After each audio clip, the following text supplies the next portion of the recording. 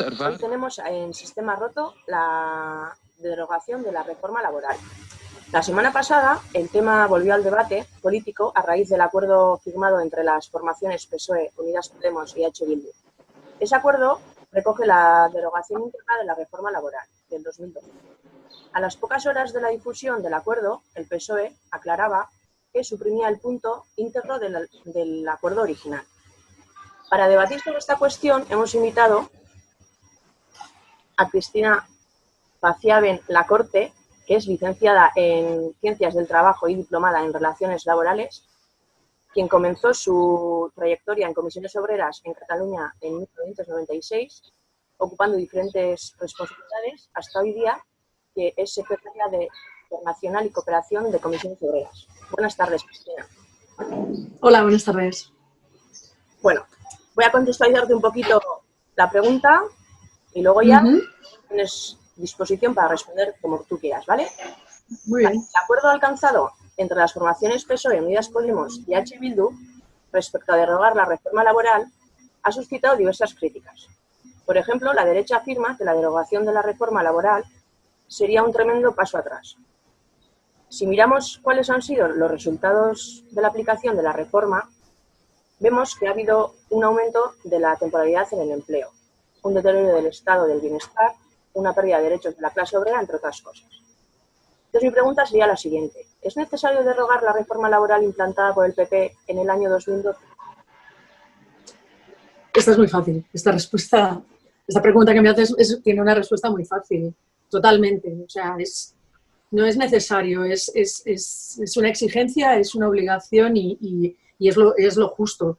Llevamos desde el año 2012, desde comisiones obreras, exigiendo la derogación de esta reforma laboral. De hecho, hicimos una huelga general justo después de su aprobación y desde ese momento hemos venido exigiéndolo.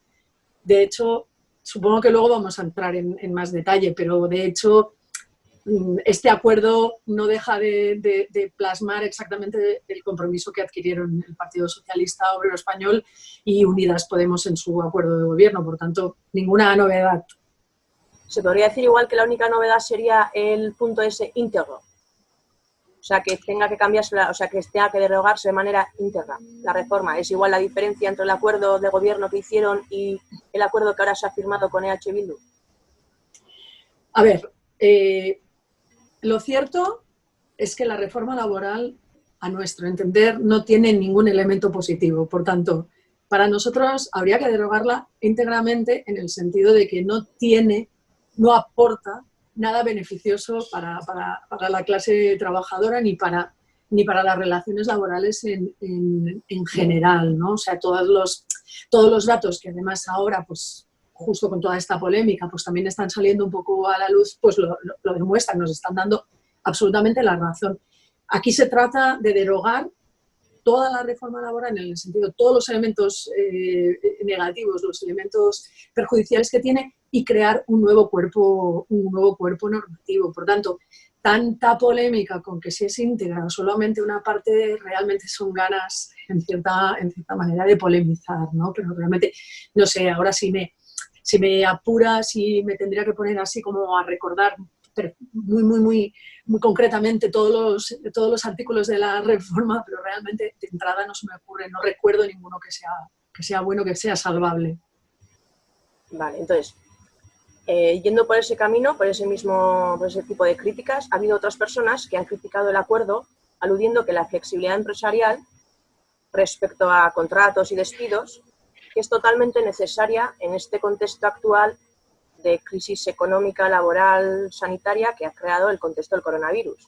Entonces, observando los datos, vemos que en el 2012, que fue un periodo intenso de crisis, el 7,31% de los contratos firmados eran indefinidos. Si comparamos esos datos 5 años después con los datos de enero de 2017, en una recuperación, o sea, el contexto también había cambiado, era del 9,19%.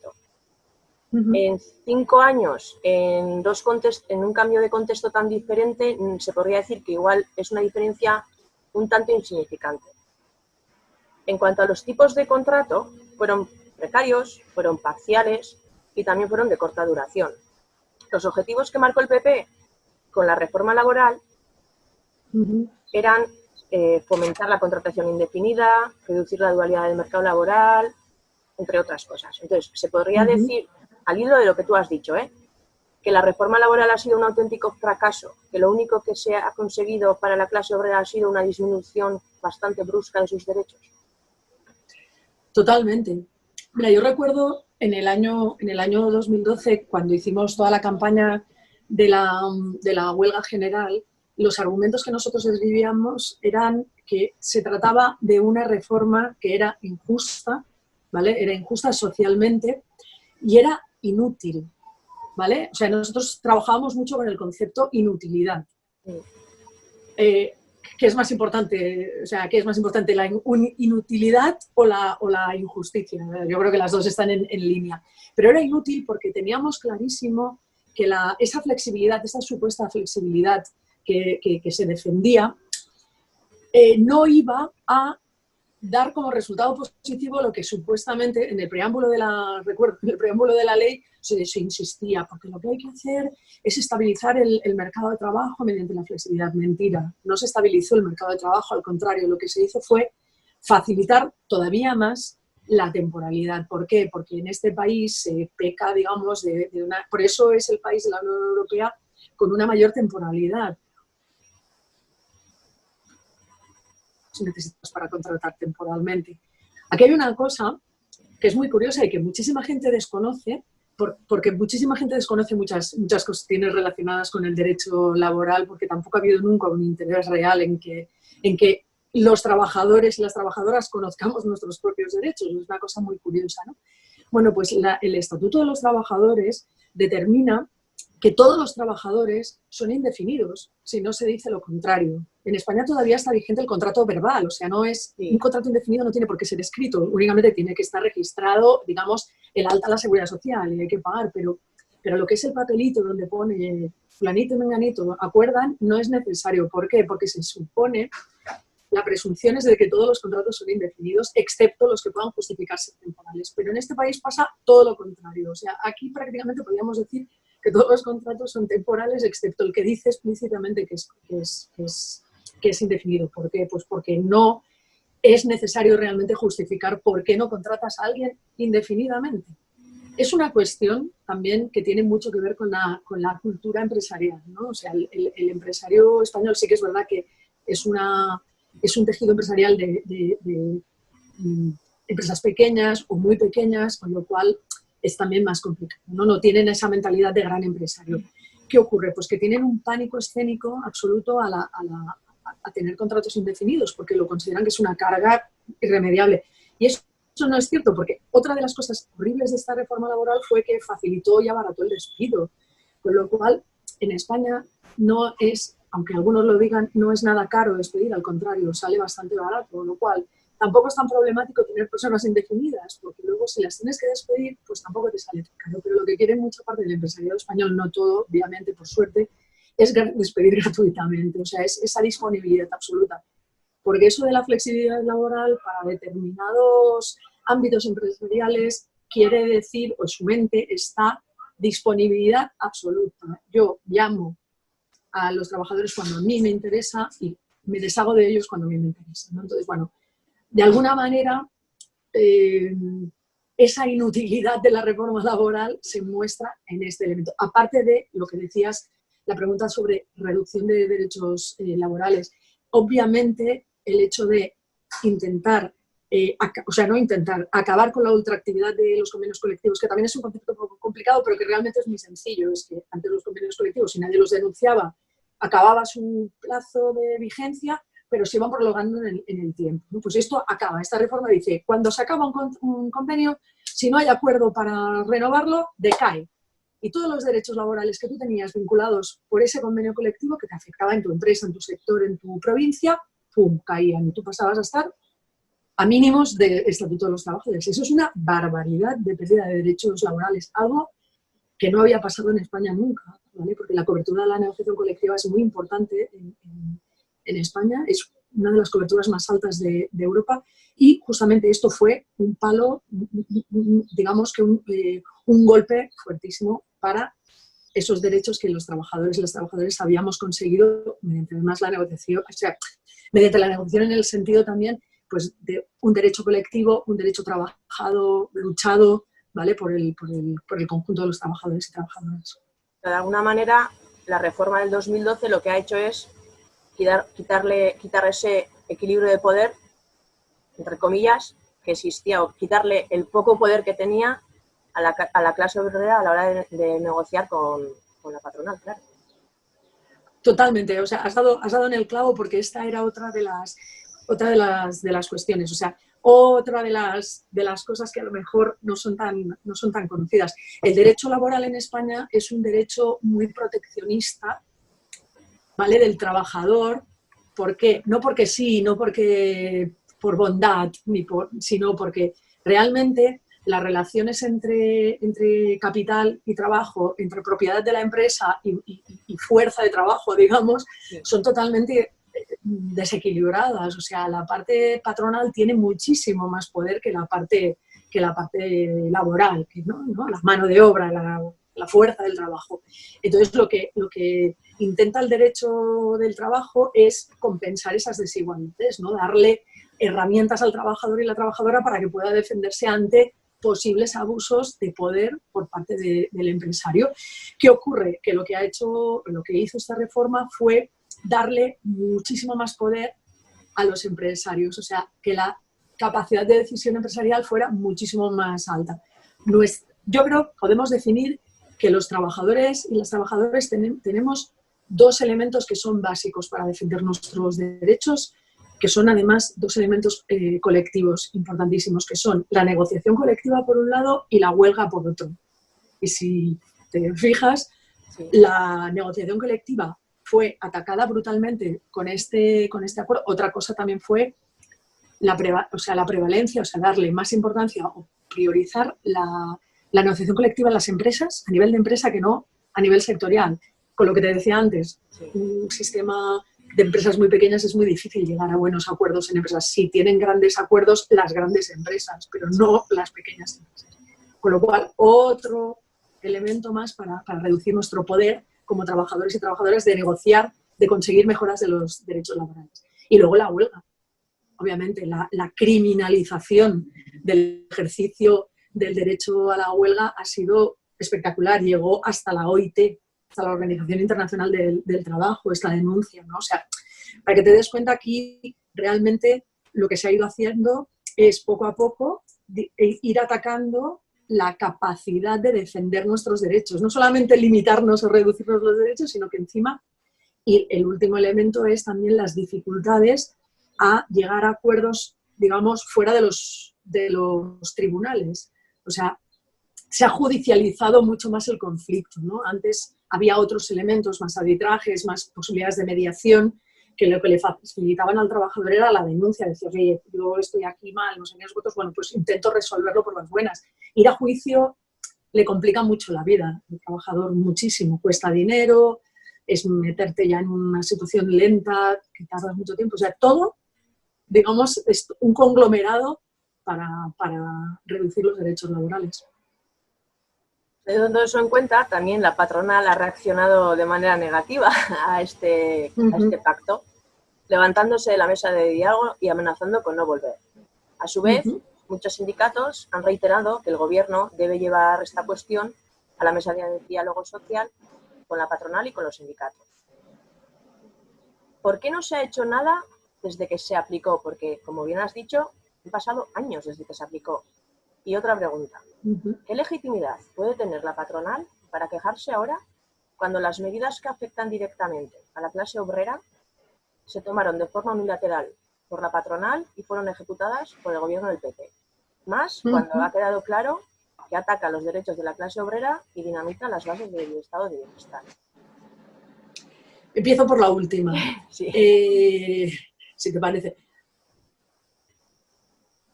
COE está, digamos que sobreactuando un poco, ¿vale? Amenazó con levantarse de la mesa, no volver, tal. Esta tarde hay una reunión, en principio está previsto que una reunión para el tema de los ERTES, la prolongación de los ERTES y tal. Entonces, parece ser que van a ir, pero bueno, están un poco gesticulando, ¿no? Dicen, es que esto está mal. Pero nosotros también salimos, justo cuando se conoció el pacto, nosotros salimos o sea, Unai Sordo, en nuestro caso, apareció en los medios de comunicación denunciando que no eran maneras, ¿vale? Que ya existía una mesa de diálogo social para hablar de este tema, ¿vale? O sea, ya estábamos. Lo que pasa es que, obviamente, pues el coronavirus lo ha parado todo y también ha parado esta mesa, porque hubiera sido bastante difícil de entender pues que habiendo la absoluta prioridad en materia de empleo, existiendo la absoluta prioridad de, digamos, cerrar toda la negociación sobre los expedientes de regulación de empleo, más prolongarlos, más ver cómo los que tengan causa para prolongarse en el tiempo, más allá del 30 de junio, teniendo esta prioridad, esta urgencia, pues no se hubiera entendido muy bien seguir trabajando en el tema de la reforma laboral, que es fundamental, importantísimo, pero bueno, también hay que saber un poco estar, digamos, en el calendario o en la situación de emergencia. ¿Vale? Dicho eso, la mesa de diálogo social para la reforma, o sea, para la derogación de la reforma laboral, ya existía, ya había trabajado, ya había avanzado. De hecho, muchos de los elementos que han salido a debate ya se estaban trabajando en esta mesa. Entonces, lo que nosotros decimos es, señores del gobierno, las cosas no se pueden hacer así. O sea, tú no puedes estar llevando este tema que es fundamental para el derecho, para el diálogo social, porque es que somos los principales afectados y los principales actores. Lo que no puedes hacer es tomar una decisión política al margen, que es que nos enteramos por la prensa, ¿vale? Entonces eso es muy poco serio, ¿vale? Nosotros ya nos quejamos, ya nos pusimos así tal, pero ya está, vamos a seguir. La patronal tiene esa necesidad, ¿vale?, de actuar. Entonces, no sé si has tenido la oportunidad de leerte la comunicación, el comunicado que lanzó COE justo después de conocerse el contenido del acuerdo. Es como de muy hiperventilado, pero está vacío de contenido ese comunicado. O sea, en realidad, más allá de la falta de respeto al diálogo social, hay poca cosa más que decir. Porque empiezan a decir que esto puede hundir la economía española en este momento, tal. No tiene ninguna base. Si tuvieran realmente base para decir, es que fíjate que derogando esto se va a hundir, lo hubieran puesto en el papel y no lo pusieron, ¿vale? Entonces, eso por un lado, y por otro lado lo que apunta es que es fundamental. O sea, en el año 2012 el Partido Popular decidió unilateralmente llevar a cabo, unilateralmente quiero decir que no firmamos y que no estuvimos en una mesa dialogando, no quiero decir que lo hicieron solos, ¿vale? Porque es muchísima casualidad que el contenido de la reforma, digamos que solamente beneficiaba a una parte y en cambio nos perjudicaba a la parte trabajadora de manera brutal, ¿no? Con lo cual, ahí hay un puntito también de, bueno, a ver, cuando no reivindiques el diálogo social, cuando tú no te lo has creído ni para eso, ni para reformas de pensiones que te han beneficiado porque te han reducido cotizaciones, etcétera, etcétera, ¿vale? Con lo cual, o, por ejemplo, un elemento que antes no hemos comentado, pero que me parece fundamental y que además está en el acuerdo político, que es la eliminación de la posibilidad de despedir por absentismo en caso de bajas por enfermedad. O sea, eso es una barbaridad. Eso es una barbaridad. Cristina, perdona, ¿te refieres a la medida que si en 2 meses tienes un X de faltas, sí, creo que son 8, ¿no? Algo así. Sí, te pueden aunque sean justificadas con por una baja médica, etcétera, eso es. Sí, eso es una barbaridad. O sea, eso es una barbaridad total y absoluta. O sea, es arrebatar derechos a la salud incluso, porque muchos trabajadores se ven obligados a trabajar aunque no estén bien de salud por miedo a perder el empleo, ¿vale? Entonces, bueno, esa es una cosa. Y yo no me acuerdo de la primera pregunta, me he enrollado. La primera parte de la pregunta era... Que por qué, a ver, lo que quería preguntar era, si viendo que, pues eso, ¿no? Has dicho que las formas y no son maneras y tal, que mucha gente se puede preguntar que por qué no se ha hecho nada hasta ahora, porque no es cosa de hace un año, es que ya han pasado 8. A ver, yo te respondo tal y como yo lo veo. Sí. No ha existido voluntad política de modificar la reforma laboral. Obviamente, durante el mandato de Rajoy con el Partido Popular era su reforma, era su gran tal. Además, Rajoy vivía como en un sueño perpetuo viviendo como, sobre todo en Latinoamérica, se iba reproduciendo la reforma laboral española, ¿no? En Brasil, en Argentina. Entonces el hombre era como su hijo, ¿no? Prácticamente, decir, fíjate qué bien, he sido el austericida más reconocido a nivel mundial, ¿no? Con lo cual, el Partido Popular obviamente no iba a mover ni una coma de esa reforma laboral. Y la verdad es que durante el gobierno de... Bueno, no, porque ya no estaba Zapatero, iba a decir Zapatero, pero bueno, no, porque luego está la reforma del 2010, que también tiene su qué, ¿no? Pero no ha habido voluntad política, y esta es la primera vez que ha habido una voluntad política. En el momento en que se intenta constituir un gobierno de coalición progresista, es cuando se incorpora negro sobre blanco este compromiso de derogación de la reforma laboral. Y ahí, y todo, o sea, de alguna manera eso ha sido el detonante de toda esta situación y de esa reacción absolutamente desmesurada de la derecha y de los medios de comunicación. No sé, ayer la prensa publicaba datos que eran demoledores sobre los efectos, que es lo que apuntabas tú antes, y algunos más, ¿no? Los efectos súper negativos que todavía hoy estamos arrastrando. Antes de hacerte una última pregunta, me gustaría que desarrollaras un poquito la mención que has hecho a Zapatero en el 2010, por favor.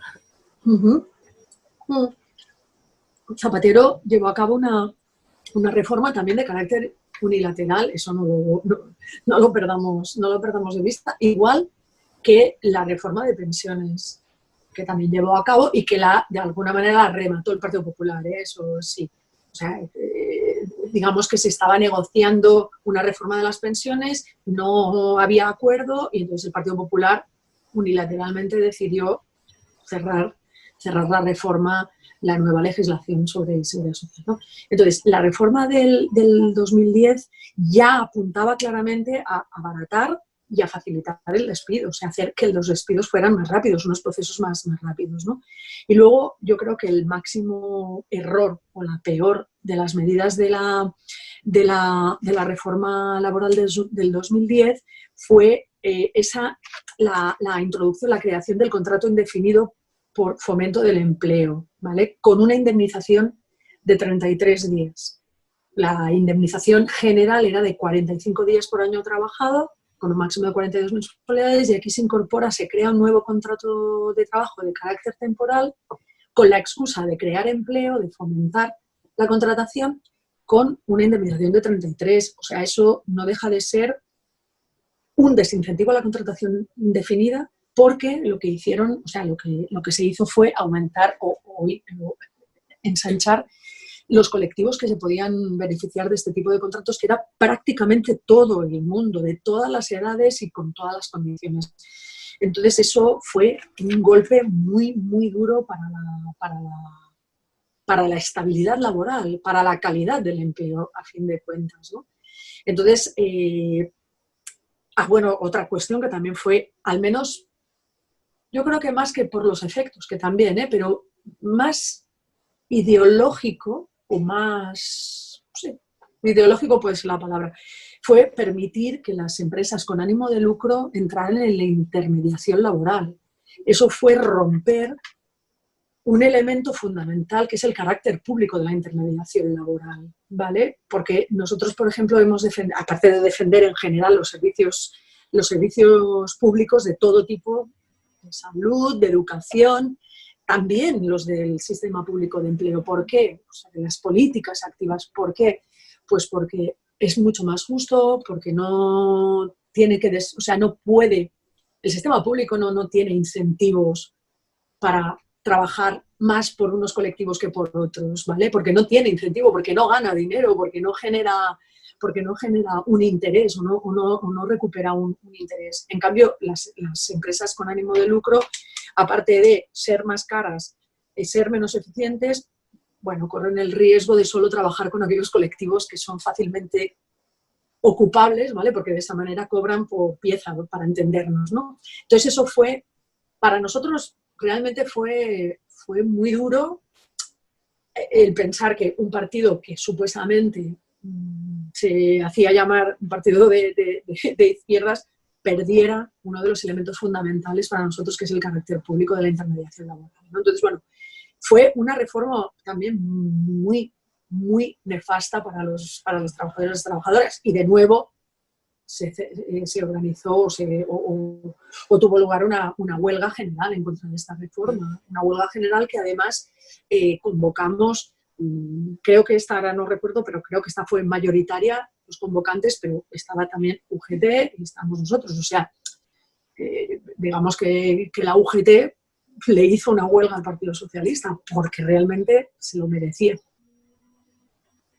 ¿Y qué tipo de reforma laboral creéis que necesita la clase obrera en este nuevo contexto al que nos vamos a enfrentar?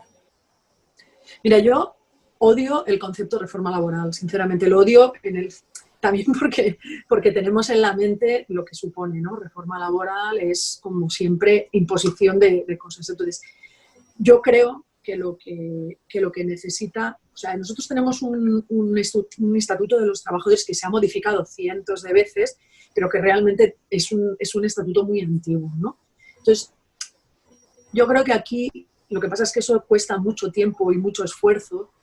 Yo creo que aquí es imprescindible una nueva legislación laboral íntegra. O sea, aquí sé que hablaría yo de íntegro. O sea, fuera el Estatuto de los Trabajadores y una nueva normativa. Nunca es el momento para hacer una cosa de este tipo, ¿vale? Igual que nunca es el momento para reformar una Constitución, nunca es las normas estas básicas, nunca es el momento porque siempre hay otras urgencias o siempre hay alguien que no lo ve y entonces lo pone. Pero yo creo que es el momento. Pero yo incluso te diría, yo lo enmarcaría dentro de lo que para nosotros es imprescindible, que es un acuerdo en general. O sea, España, Europa, el mundo, estamos en este momento, ahora estamos superando la crisis, la emergencia esta sanitaria, pero ahora vamos a tener una superemergencia social, económica y laboral y política. Menos yo tengo la sensación de que en España ya la tenemos, esta emergencia política ahora, ¿eh? Pero bueno, ¿qué ocurre? O somos capaces, todos los que estamos implicados de una manera o de otra, y también la ciudadanía, en el fondo, porque de ser capaces de llegar a una especie de acuerdo de recuperación, ¿vale? Esto que llama, a mí tampoco me gusta nada, esto de los pactos de la Moncloa, porque estás ahí rememorando también cosas que en realidad son distintas, ¿no? Muy distintas. Pero sí, ese acuerdo global, ese acuerdo en el que todas las partes pues, estén allí, unos se van a perder pelos en la gatera, como siempre que se llega a un acuerdo, ¿no? Siempre alguien tiene que ceder en alguna parte, pero esa idea de estar todos a una, ¿no? Aquí lo que se necesita es un esfuerzo importante para la recuperación y para conseguir amortiguar al máximo los efectos de esta crisis. Y entre esos elementos debería haber también una reforma importantísima de la regulación, de la normativa laboral. Estamos hablando de un estatuto de los trabajadores que, por ejemplo, no tiene en cuenta algunas de las nuevas realidades del mercado de trabajo. O sea, nosotros ahora estamos enfrentados, aquí es ya entrar un poco en el detalle, pero te pongo un ejemplo para que tal. O sea, nosotros estamos ahora viendo que con esta situación de pandemia los repartidores en bicicleta, los riders de las plataformas, han sido una actividad esencial, por lo tanto no han parado nunca de trabajar, pero continúan no siendo trabajadores, o sea, no tienen un reconocimiento como trabajadores. Ellos son, bueno, unos colaboradores que no trabajan para una empresa, sino para una plataforma. Y los clientes son no sé qué, y los usuarios, y los... O sea, es una vergüenza que en este país haya miles de personas en una situación absoluta de precariedad, pero es que ni siquiera, no es que no tengan derecho a desempleo cuando pierden su empleo, es que tienen un accidente y no es un accidente de trabajo, porque no están trabajando. O sea, es una absoluta locura. Entonces, eso es necesario regularlo. Y ahí tiene que establecerse unos marcos. No podemos seguir hablando de jornadas de trabajo cuando la jornada de trabajo se ha transformado en lo que se ha transformado. Y ahora, por ejemplo, el teletrabajo. O sea, estamos todos y todas los que podemos y los que podemos teletrabajando en un limbo absoluto, sin desconexión, sin ergonomía en tu casa, sin no sé qué, no sé cuántos. Entonces, bueno, todo esto se le tiene que dar un giro importantísimo. Y yo como elemento fundamental, pero fundamental, es establecer una causalidad de la contratación temporal. O sea, la contratación temporal en España debería estar prohibida si no existe una causa que la justifique. No puede ser, o sea, no puede ser que en este país se haya estado tirando de contratos de obra y servicio para hacer, ¿no? O sea, para hacer la Sagrada Familia podrías hacer un contrato de obra y servicio, era indefinido y además era para diversas generaciones, ¿no? Pero, ¿sabes? O sea, no es eso. El problema es contratar a la gente en obra y servicio para hacer un trabajo que existe siempre. Y si no existe ese trabajo, la empresa tiene que cerrar porque no tiene. Entonces, todas estas cosas son las que tienen que resolverse con esta nueva normativa y recuperar esos espacios de la negociación colectiva, por ejemplo. Hay otras cuestiones que más o menos pueden ir aguantando, ¿no? O sea, seguramente, pues, ajustándolas a las nuevas situaciones se podrían mantener.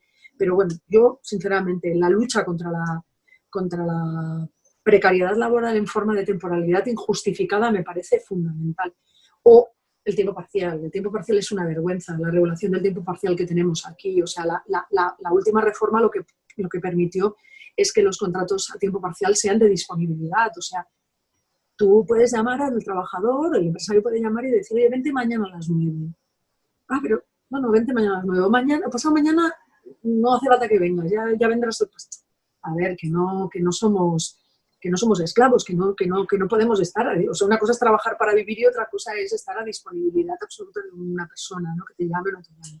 Entonces, bueno, todas estas cosas yo creo que son las que fundamentalmente, sin llamarla reforma laboral, llamándola modificación de la legislación laboral, bueno, esto es broma, pero bueno, ya me entiendes. Sí. Y no sé, yo creo que la reforma laboral no se puede hacer así como, vamos a cambiar 4 cosas, no. Hay que sentarse y hay que negociar. Y, por supuesto, diálogo social, eso ya no hace falta ni que lo diga. ¿Crees que es posible? ¿Crees que hay actitud política, actitud empresarial? ¿Crees que la sociedad en general, la clase obrera, está dispuesta, no digo a sacrificar derechos y así, sino salir a la calle sí que salir, presionar de alguna manera, aportar algo? Porque al final es verdad que las personas más afectadas, a los trabajadores, digamos, aunque estén los representantes sindicales en esa reunión, no siempre se sienten del todo representados. Sí. A ver, esto es muy difícil. Yo tengo una enorme duda sobre cómo va a reaccionar las personas, en general, los trabajadores en particular, ¿no? Después de esto. O sea, cuando sea necesario convocar a la gente a la calle para exigir derechos o para, llegado el caso, la gente va a salir realmente. Esta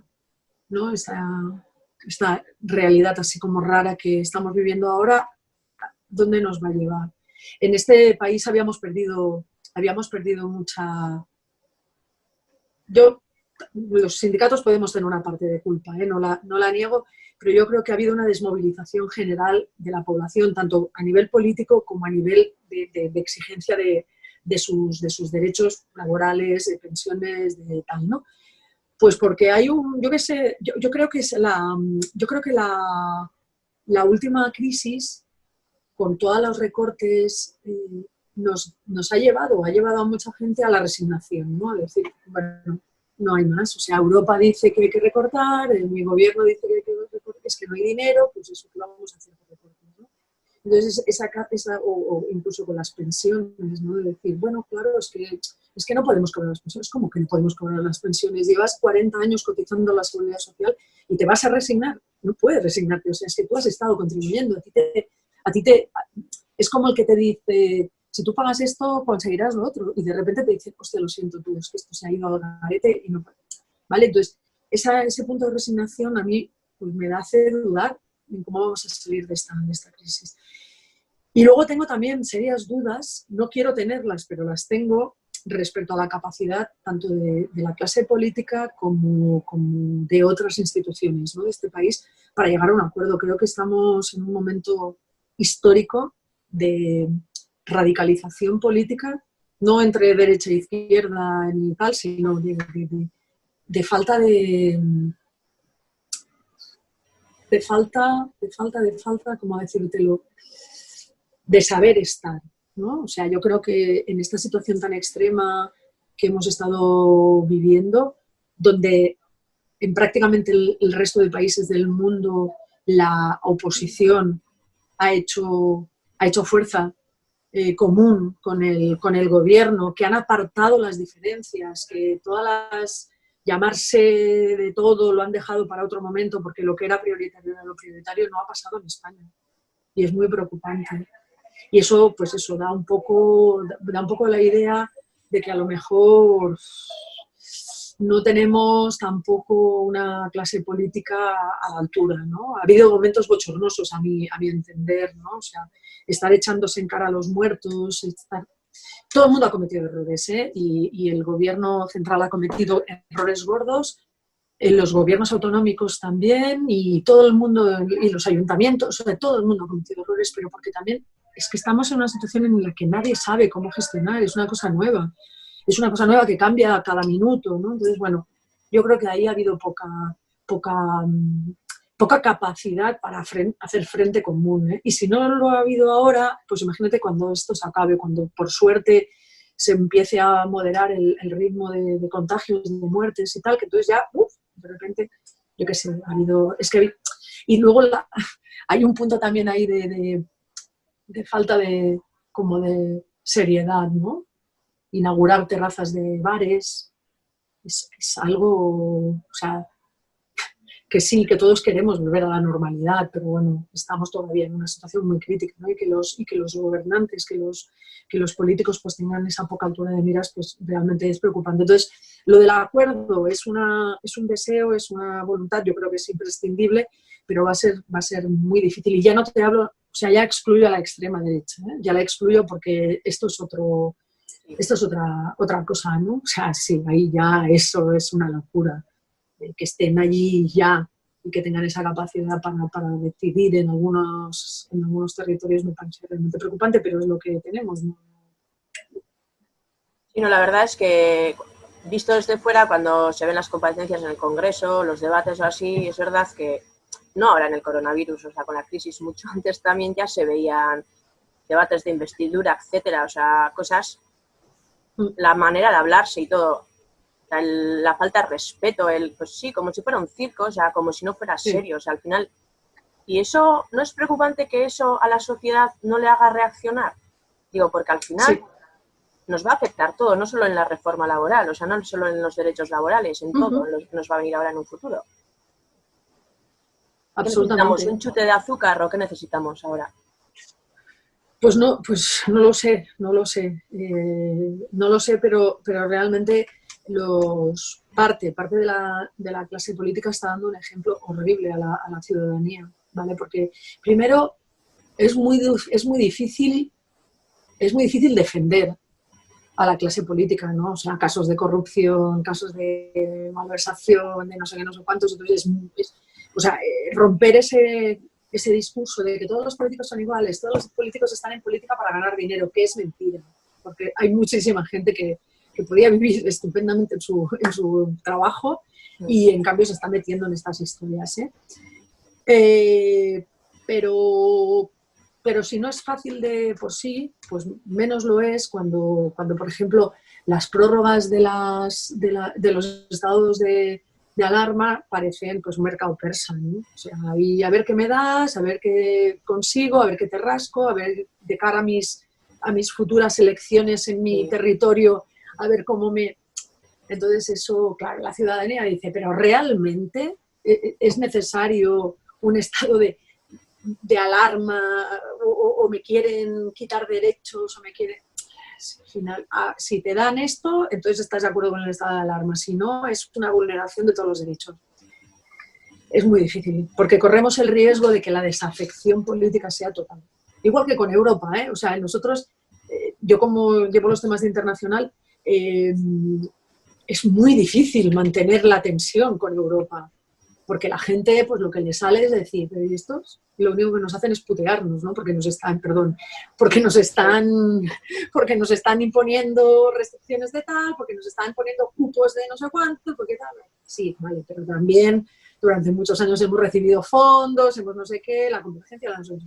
Bueno, pero es muy difícil decir, pues imaginaros si con esta estuviéramos fuera, si no tuviéramos euro, si no sé qué, cuánto vale, pero es como ¿sabes? Hay que ir trabajando con la gente, porque lo tentador es la desafección, o sea, es decir, venga, va, que nos dejen solos y por lo menos decidiremos, seremos soberanos, ¿no? Pues con la clase política en España, pues nos está pasando un poco lo mismo, pero no podemos, es que si desfallecemos, no sé, es que entonces sí que ya no hay solución posible. Bueno, Cristina, estamos llegando ya al final del programa, estamos muy a gusto y seguro que han quedado muchísimas cosas por decir. Entonces, ahora te voy a pedir una última reflexión de un minuto aproximado, 2, 3, los que necesites, pues si ha quedado algo que quieras reforzar, algo que ha faltado decir, lo que te apetezca acerca de este tema. Bueno, yo creo que hemos hablado un montón de cosas. Yo únicamente sí que ya, y es así como muy, muy colofón, que no es exactamente, o sea, no es directamente el reformas y tal, pero sí que me gustaría destacar el valor social del trabajo que esta situación, que esta pandemia está poniendo encima de la mesa, ¿no? Había muchos y muchas que prácticamente hablaban ya del fin del trabajo, en cuanto el trabajo ya no tiene ningún valor. Mentira, ¿vale? Esta crisis ha demostrado que justamente los trabajos menos valorados socialmente y económicamente y retributivamente han sido los que nos han mantenido vivos, porque nos han proporcionado la comida, porque han tenido los supermercados y las tiendas abiertas para que pudiéramos comprar, porque nos han curado, porque han limpiado, ¿vale? Porque han mantenido la energía, digamos, para que todos tuviéramos suministros, ¿vale? Entonces, gente en la que normalmente no pensamos, el reponedor del súper, que nunca te acuerdas de él, pues ese, ¿no? Ese es el que nos ha mantenido de alguna manera con vida. Es la idea esa de cuando todos paramos, hubo una gente que sí, ¿no? Entonces, ese elemento es básico y de que hay que hacer una reflexión importante sobre este elemento de que, bueno, y además puestos de trabajo ocupados mayoritariamente por mujeres y también por personas en una situación muy precaria, como migrantes, por ejemplo, pues esos, las residencias de gente mayor, etcétera, etcétera. Eso por un lado. Y luego otro tema que a mí me parece fundamental, que es el papel del Estado. El Estado entendido como el garante de servicios sociales, perdón, de servicios públicos, el que está ahí detrás, digamos, es el que ha mantenido esta situación.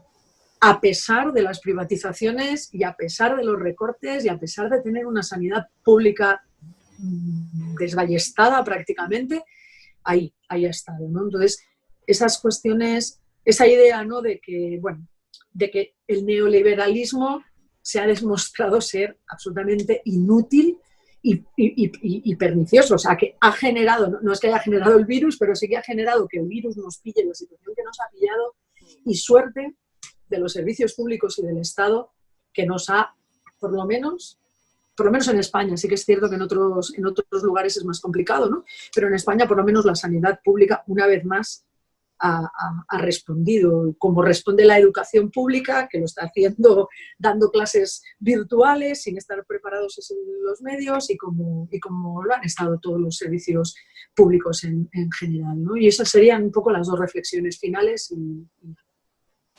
Bueno, pues ya hemos llegado al final de nuestro programa de hoy y quiero agradecer tanto a nuestra invitada Cristina por haber participado con nosotros hoy y habernos aportado tantas reflexiones, como a todas las personas que nos habéis acompañado desde las diversas plataformas. Muchas gracias y hasta el próximo miércoles. Muchas gracias.